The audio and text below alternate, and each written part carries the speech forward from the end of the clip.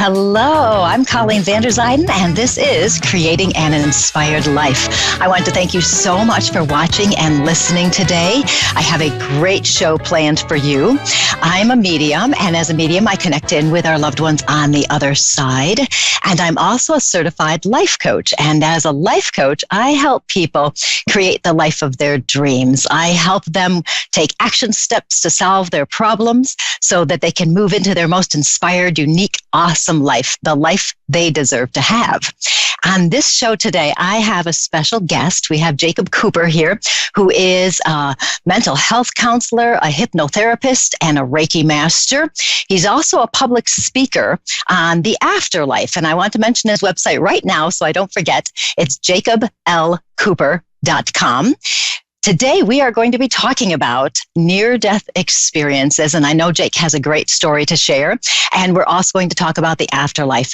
And part of the reason this is such an important topic for us is so that we can know further what's going to happen beyond this physical life that we have. The afterlife, another name might be heaven or the other side, whatever it is that you like to use. Having some awareness that there's more to life than what we physically are experiencing at this time can help us actually live the life we're having now to a much higher degree of satisfaction.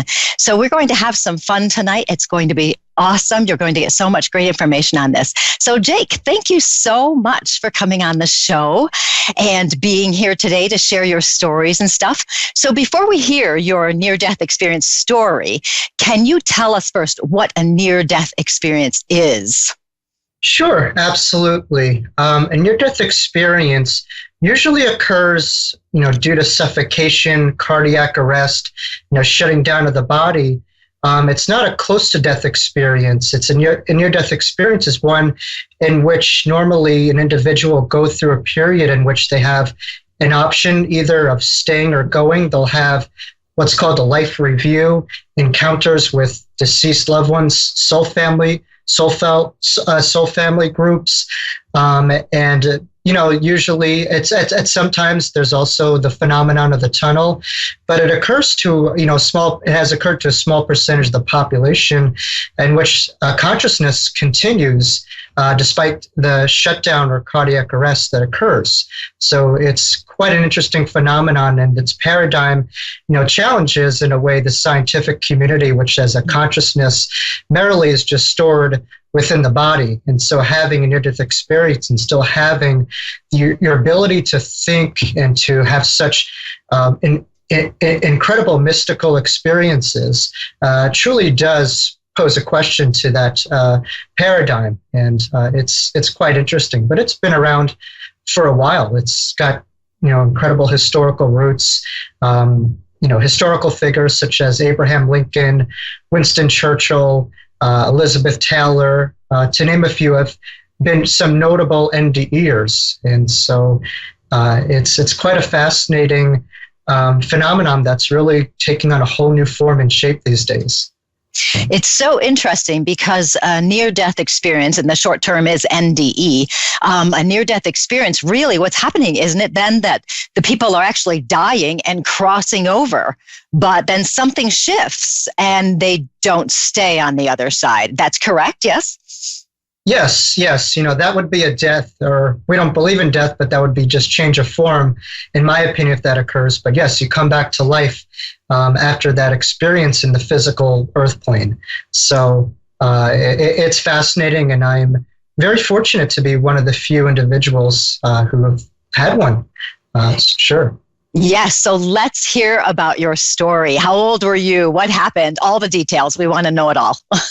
Sure. So categorically, I would have what's called a childhood near-death experience. Mine occurred at the age of 5. And so near-death experience researchers and notable an individual by the name of PMH Atwater, who's a highly regarded researcher for near-death experience, discusses that it takes about 20 to 30 years to fully integrate and process a child to a near-death experience. So every day is a journey to really cultivating understanding my experience. But my experience, in short, it occurred due to the deprivation of oxygen as a result of a disease that I had at the time called whooping cough. And I suffocated at the age of 5.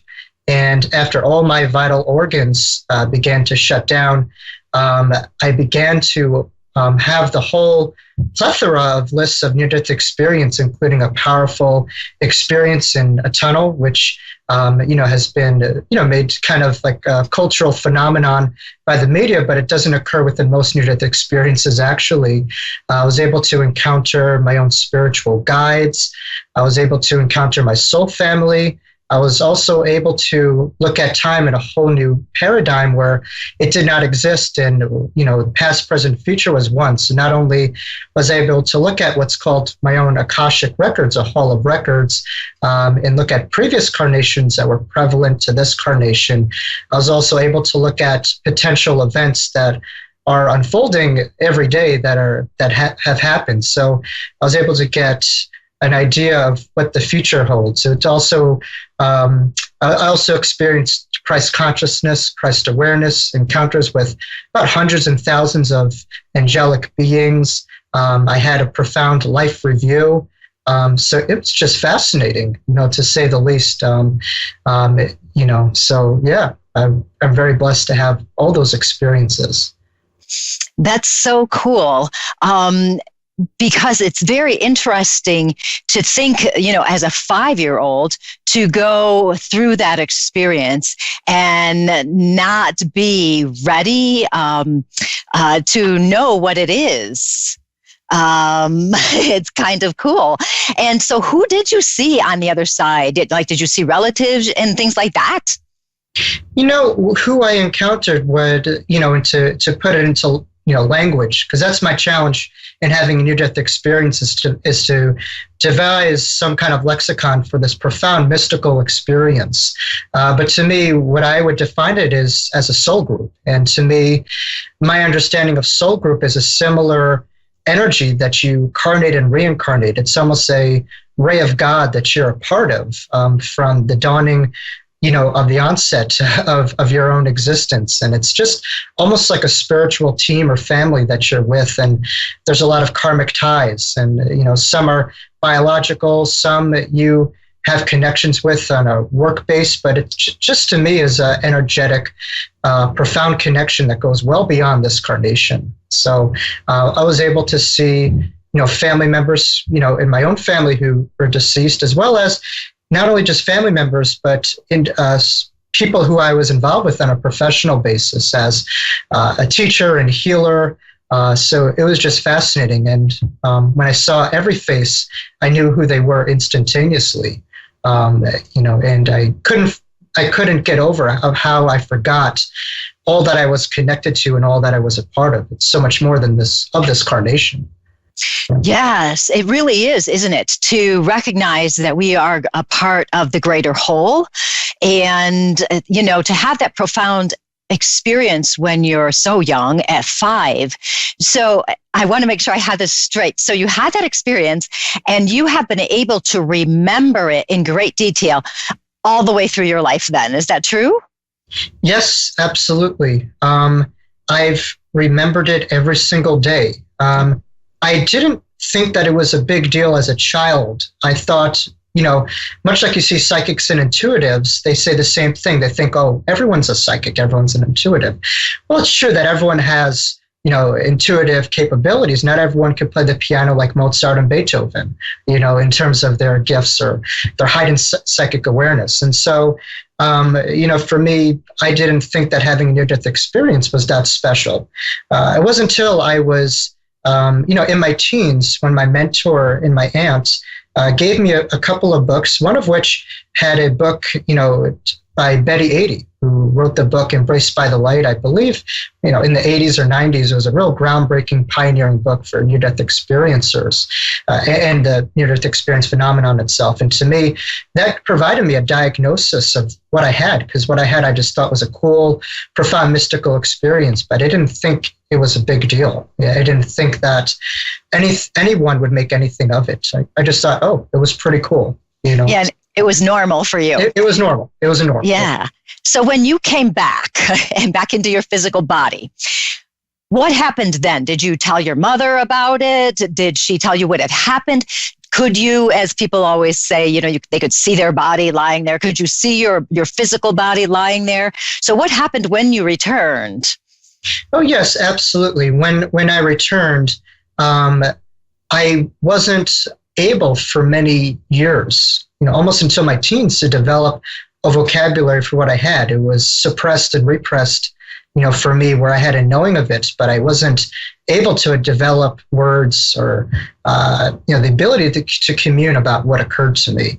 A, because I didn't think anyone would understand. I thought they would think I was crazy, but B, it was just so profound that any spoken word would be unjust with what I had, and it would just almost undermine the profound mystical experience. And so, for myself, it took me a long time, and I was probably, after that experience as a young boy, from having all that neurological trauma that occurred from suffocation and my brain shutting down, I had a lot of, intuitive capabilities, because I do believe the brain is just merely a filter between the two worlds. And for me, my brain shut down, I was able to really tap into that world a lot more easier than this one.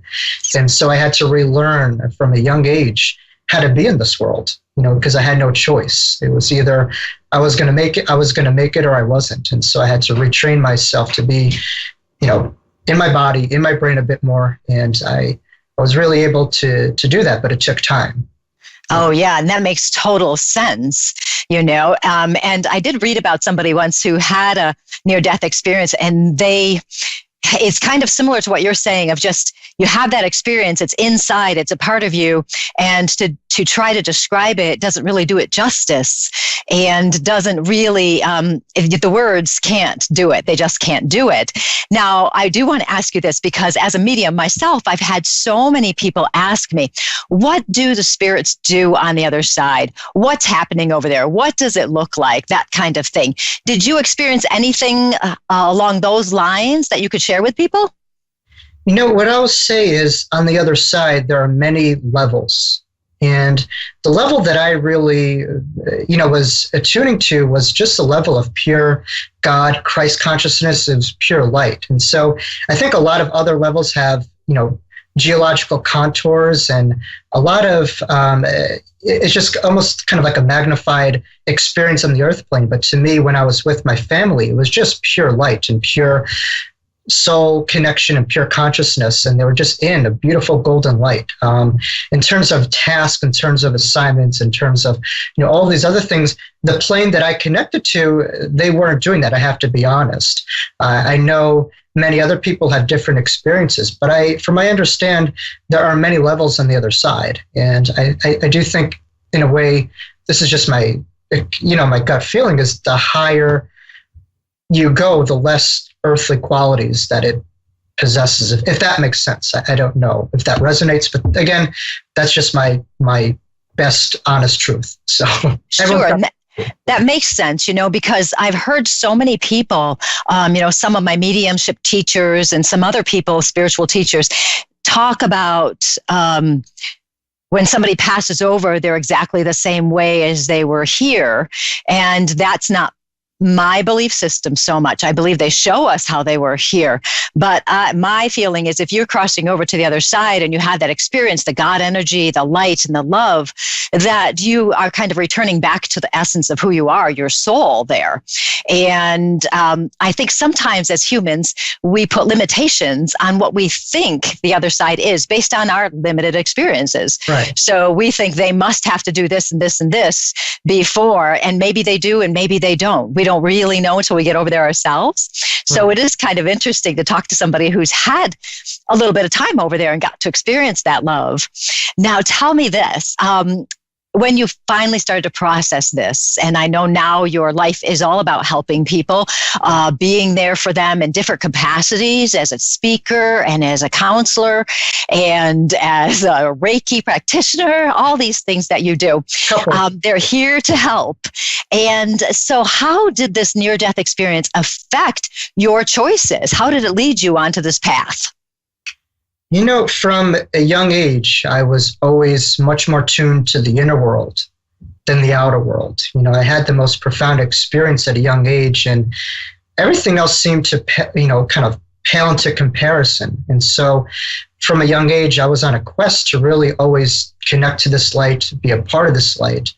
And my mission in my life is to, really gravitate to that light as much as I can and allow others to understand that this is not something that I am connected to and just me, that we're all a part of, that we all have. And so I think my greatest mission is to give people a taste as to what I and many other NDEers have, and recognizing that each moment is an opportunity to connect to the infinity, all that you're a part of. And I think just finding ways to be more balanced in your spirit and your human body really leads to an amplified experience. And so, from a young age, I was always very interested in many paths up to the mountain to allow people to experience their unlimited capabilities as truly unencumbered spirits in a finite body, physical body, and finding ways to integrate the two. Because I think if you're able to do that, your eternity will be that much different. I know in ancient Egyptian mythology, they talk about that all the time, where every moment is a preparation for death and getting your heart as light as it possibly can be. And I can attest that your life is not random. Everything has causality and effect.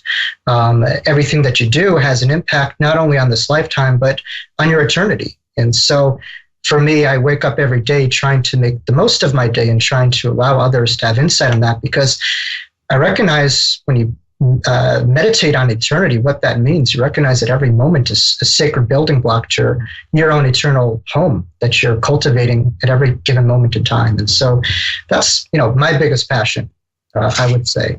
Right? Yes, and that's so true. And, trying to get back to that light, that love energy. And so many times for us here in the physical, we're born as the baby and we may remember the other side, but as time goes on, life situations come in, kind of weigh us down a little bit. And then it seems for so many of us, that we reach a certain age or something happens in our lives where we start peeling back those layers of crap that have come into our lives. We peel them back because we want to get back to that light again. And you mentioned before about the oneness and how we are all part of a whole. Sure. And this time that we are living in now with this huge consciousness shift that's happening, we're living in a time where people are very separated from each other. They don't recognize that they are a part of the whole. So many people don't recognize that in that wholeness is also that light. And that's where they're going to feel the best. And It's pretty cool that you're out there trying to help that. And we're both doing kind of the same thing from different angles. So I love that. And is there something in particular that you tell people or try to get them to understand about getting back to the light and getting back to that love and being in that presence? I think the quickest way to access that is meditation, as simple as it goes. But what separates spirituality and religion is to not take one's word as final gospel. You first have to experience it for yourself, and for it to be almost anything. And so I think it's very empowering in that regard. And so, I think for individuals interested, you're not meant to have anything when it's not meant to be. You could try every different type of meditation, but if you're not meant to have that energetic ascension at that given moment in time, it's not going to happen. But I would say letting go of results and just have a persistent practice, persistence of mind. It's a couple of days, meditating or just finding ways to pay attention to your thoughts and the energy that you're around, the food that you're around. You recognize that you may have a shift in your own, what we would like to say vibrational frequency, but in your own overall energy and state. And I think when you're able to do that, you're able to really amplify your life, and experiences will come from that. Just shortly at it, when I was in college, I never expected myself to have anything like this own near-death experience. And in college, I started beginning a meditation practice, and one day I woke up and I was out of my body, and that led to a profound enlightenment when I really was actually able to access the silver cord and the oneness that we're all a part of. and it wasn't something written in a book. And so for me, that had such a profound awakening, and also understanding as to the clients that I work with, where it's nice to read something in the book. You need that on an analytical basis, but the ultimate is the experience. And I think we all have access to this in our own different ways. Oh, yes. And, meditation is interesting because years ago, when I was first starting on my spiritual path, people would say, meditate. And I'm like, well, how do you meditate? And well, just empty your mind. Well, and as we know, you can't do that.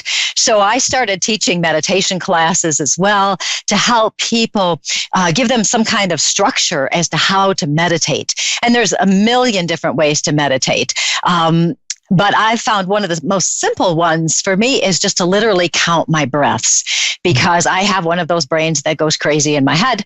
So I have to calm my brain down. So I just count my breaths. Do you have a favorite meditation technique that you use? You make a great point where everyone has a different energy. Everyone gravitates to a different element, whether that be air, earth, fire, water, ether. So I think it's finding out your energy, your primary kind of elements and working with that. Normally, let's say if you're a fire sign, okay, you tend to have a lot, or if you're an air sign, you tend to have a lot of buildup of fire energy in your head where you could become almost like a hothead from excess thought or excess emotion, and so finding ways to bring a lot of that energy down, into your core would allow you to have a fire in the belly, right? And not cold feet or, all those types of euphemisms and sayings. And so I think for something to stick, you first have to know your engine, much like a car is diesel, gas, or regular. I think finding your own, fuel. But there's so many different paths up the mountain. But I think the biggest thing is to not put a pedestal on it, because I think when people say, "Oh, I need to do 30 minutes a day to do it," well, then you already set yourself up for failure, because part of the meditation is just allowing life and moments to speak to you rather than enforcing your own will on it. So it's a combination of patience, self-compassion, and just consistency of mind and practice that will lead to results. But I think the biggest thing is to disattach from judgment or results. Yes. And so are you saying then that meditation would be your big tip that you would tell people to help them create a better life? Is that your big tip? Yes, and under meditation, I would put an asterisk that there are so many different kinds, and find something that sticks with you. And the umbrella of meditation is huge. You could even do walking meditation. You could do Reiki self-healing positions, where that creates a great biofeedback type situation where you're aware of stress that's built up in any part of your body. And just as the mind puts it into that area, it could also remove it through the exhalation. And so any moment could be a moment of prayer, and any moment could be a moment of meditation. In a way, whether that's in your waking state or when you sit in a chair and do it. It's all an opportunity for you to just observe what's happening and connect to your AOB, awareness of breath, awareness of body. Yes, and people shouldn't judge themselves, feeling I'm not doing it right. I need to do it this way, because we all have our own experiences. And so whatever works for them is the right thing to do. I found that if I don't meditate every day, I start to lose it. I feel like I'm going to go crazy. So I have to meditate every day. Yeah. And I've been teaching some groups, and I've been showing them the different methods and techniques. And it's just, even if you commit to 3 minutes, I used to do a 1 minute meditation with my workshop people. So we're just going to do 1 minute, and they'd be surprised at how much better they felt at the end of 1 minute. So if people they feel overwhelmed just by the thought of it, just do 1 minute of counting your breaths, and that's it. And it's perfect. Right. It's absolutely perfect. Now, we only have 90 seconds left. Okay. So I do want to tell everyone this is Jake Cooper, and you can find him at jacoblcooper.com. And I do want to thank you so much for being here, Jake. It's been great to have you and have all of this information information. So if you want to learn more about Jake and what he does, just go to his website and you will see everything there that you want to know. He does work with people privately, and he does speak all over the country, and he does mindfulness classes and all sorts of things. It's truly a wonderful thing. We're all about here on A1R Psychic Radio. We're all about helping people and bringing more love and light into the world. And it's been such a pleasure to have Jake here with us today, talking about everything that he wants to talk about. So Jake, do you have a last second anything you want to say for the last second? Yes, absolutely. If anyone is interested in hearing my own near-death experience at more further lengths, you could look me up at YouTube. And so I thank all listeners for tuning in, and hopefully this could provide another evidential angle that consciousness survives after the physical death, that we are indeed eternal beings in a finite body. And I think just finding ways to remember that, and, when in doubt, go within, and you are ever more loved and ever more protected than ever imagined. So I thank all our listeners. Okay. This. Yeah. So thank you so much, Jake. It was so nice having you here, and we will have to have you come back again another time. So everybody, thank you for listening. This was Creating an Inspired Life, and you can find me at psychicmediumcolleen.com, and I would love to hear from you. You have a great day, and I will talk to you next week. Goodbye.